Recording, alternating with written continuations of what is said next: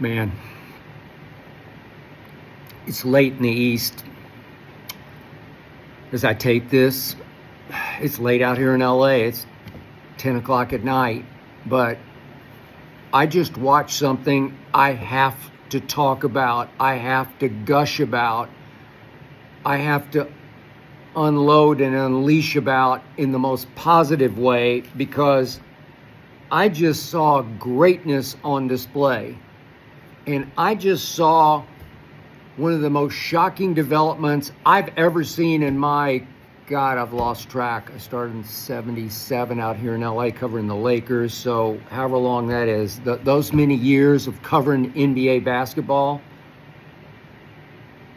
I've never seen anything like the evolution out of nowhere of Austin Reeves, who has become the Lakers closer and who just had an all-time great fourth quarter while sharing the court with the greatest scorer in the history of the NBA, LeBron James, and sharing the court, his backcourt,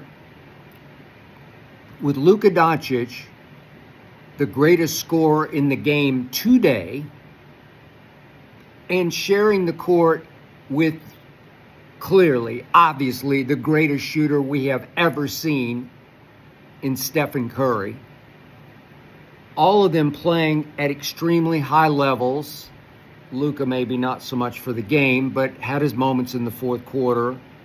LeBron was very good in the fourth quarter. I'll get to one big glitch in just a moment. There's always a glitch with LeBron. Steph was magical. Steph made big shot after big shot. He had some help from Pajimski, who had a game that he'll probably never forget and tell his grandkids about. He wound up with 28, made 8 of 10 threes. But Austin Reeves took over the fourth quarter because he is the closer. So I want you to think about this. Think about the greatness on display. We had LeBron playing at the highest level any 40-year-old basketball player has ever played at. LeBron, in his 22nd year, is playing like it's his 10th year. And I got to give him this. He's finally gotten in the lab and worked hard on his shot. It looks so much better. I keep saying this, but it's been so bad for so long. What happened? What finally possessed him? Maybe I helped. Maybe I got on him so many times that he finally said, okay, screw you, pal. Watch this. And he actually got in the lab. I had a year 22. What took you so long, King? What were you doing all those off seasons when you were supposed to be in the lab? Stop it. Such a lousy shooter by superstar standards, and now you fixed it. You figured it out. I don't know if you got a new shot doctor. I don't know what you're doing, but now I really actually love watching you shoot. I'm looking at your numbers even for this game. You made 5 of 8 threes. For you, that's phenomenal. That's earth-shattering. That's aberration. Or at least it used to be. And now you're up around 37% for the year from 3. And your free throw percentage is up around 77. And you went to the line tonight. Numbers never lie. You made 8 of 9 free throws. Way to go, LeBron. It was a pleasure and a joy and an honor to watch you play against Steph Curry, who always brings out the best in you, all the way home in your house. It wasn't the house that you built. It was the house a lot who came before you built. But LeBron, it was an honor to watch you play tonight. It's been an honor all the way through year 22 to watch you shoot the basketball like you mean it, like you understand it, like you finally get it. No more of this shaky. Now you've got flow. Whoops, just hit a microphone. It's okay. You got flow to your shot. I could have helped you if you'd asked me. You should have asked me. Could have helped you in year 8 or year 10 or year 12. And now it's year 22 and you finally figured it out. Hey, better late than never.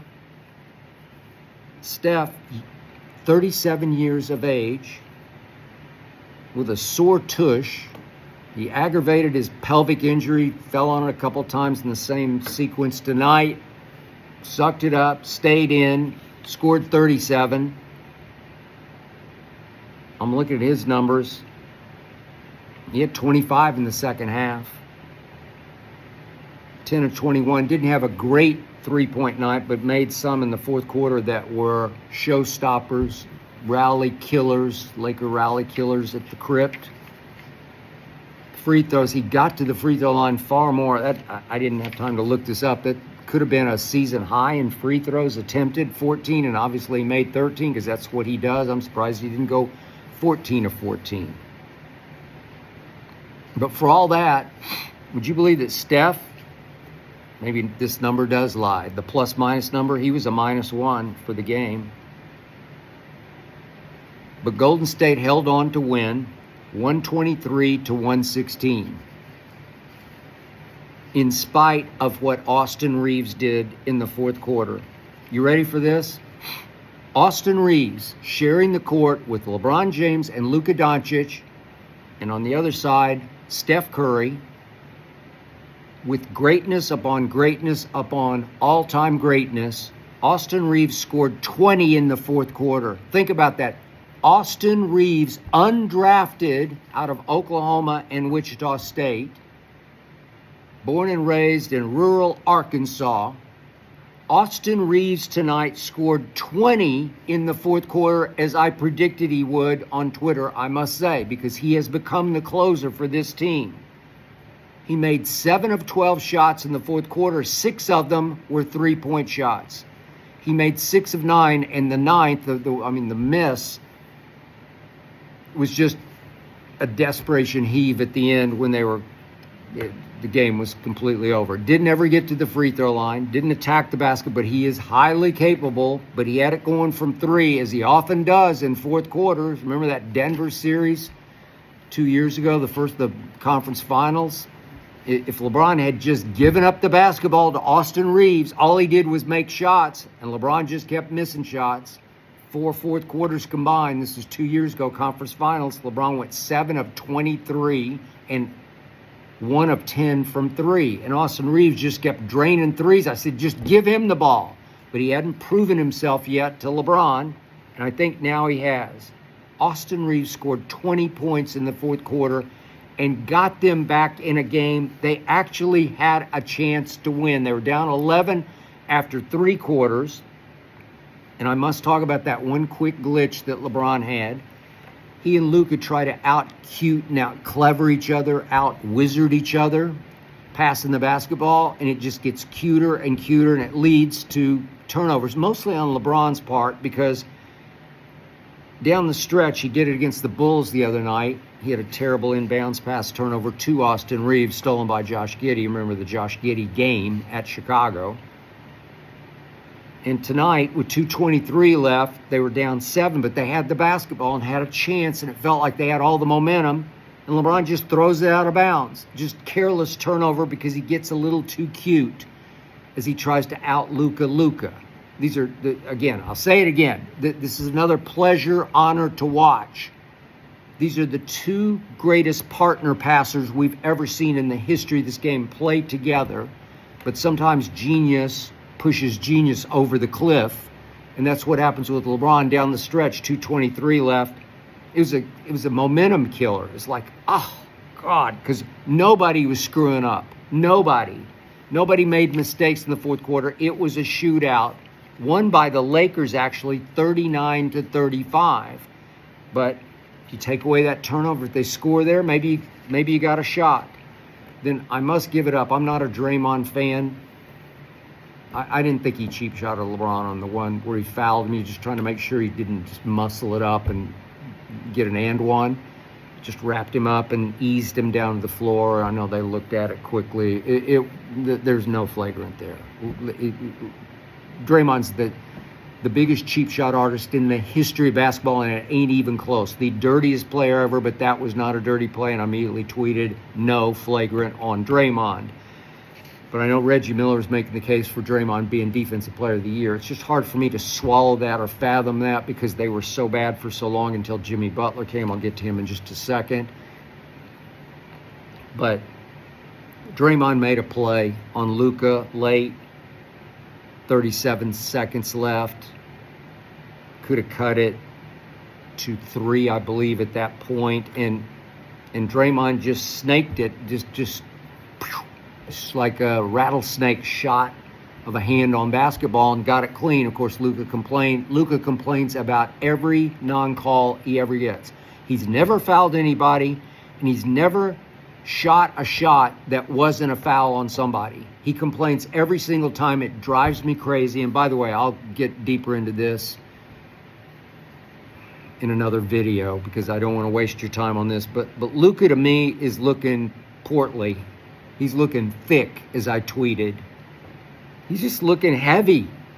I don't know what he eats. How do you run up and down the court and play that many minutes and you're gaining a little weight as a Laker? That's what it looks like to me. I don't know. He had a bad night. He was 6 of 17, 0 of 6 from 3. Have I not warned you, Laker Nation, about his three-point shooting? He shoots way too many threes. He's cut it off at 0 for 6 tonight. But there are so many hot hands on the Lakers, which leads to the other cold hand. So Draymond saves the game. But with 15 seconds left, LeBron made a nice steal. And all of a sudden, the ball gets kicked around. You got all these hot hands, and it winds up in the hands of Dorian Finney-Smith, who is capable of going on a salvo from 3 and making 5 in a game, as he did the other night. But this time, he was 0 for 4 when he got the ball in his hands and proceeded to go 0 for 5 because he didn't even come close on a shot that would have cut it to 2 with 15 seconds left, and that would have made it interesting.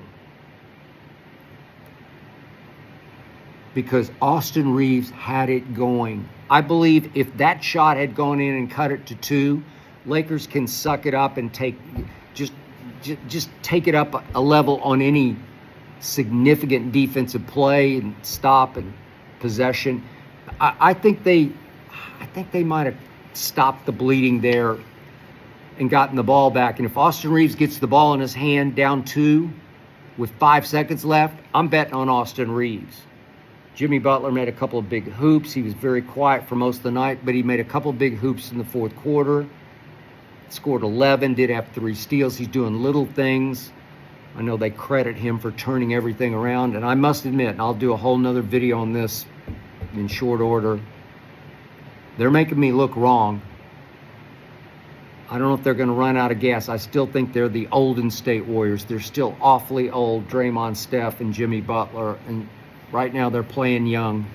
So I'll give you so far so good, but Kuminga is their difference maker, their fire starter. He had 18 and 8 coming off the bench tonight, and obviously Podziemski was just crazy hot and banked in that lucky bomb at the halftime buzzer. That's not going to last. But if Austin Reeves just could have gotten the ball back, I want you to think about what I'm saying. If he gets the ball back with LeBron, Luka, and Steph on the court, I'm betting on Austin Reeves. Undrafted Austin Reeves at 6 feet 5 inches tall, your basic slow white guy who looks quicker by the dribble to me.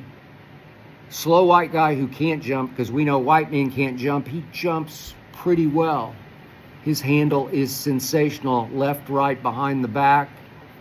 And a guy who was actually a poor three-point shooter in college, both stops at Wichita State and Oklahoma. I watched him a lot at Oklahoma. He was not a very good shooter. Has turned himself into what LeBron should have turned himself into at Austin Reeves' age and stage. Austin Reeves has become a flat-out star. Austin Reeves is clutch. Austin Reeves has the clutch gene. And I want to thank Austin Reeves for the show that he put on in the fourth quarter, even though it fell short. And I also want to thank LeBron and Luka and Steph for allowing me to watch that greatness on display tonight. I'm going to have a hard time going to sleep.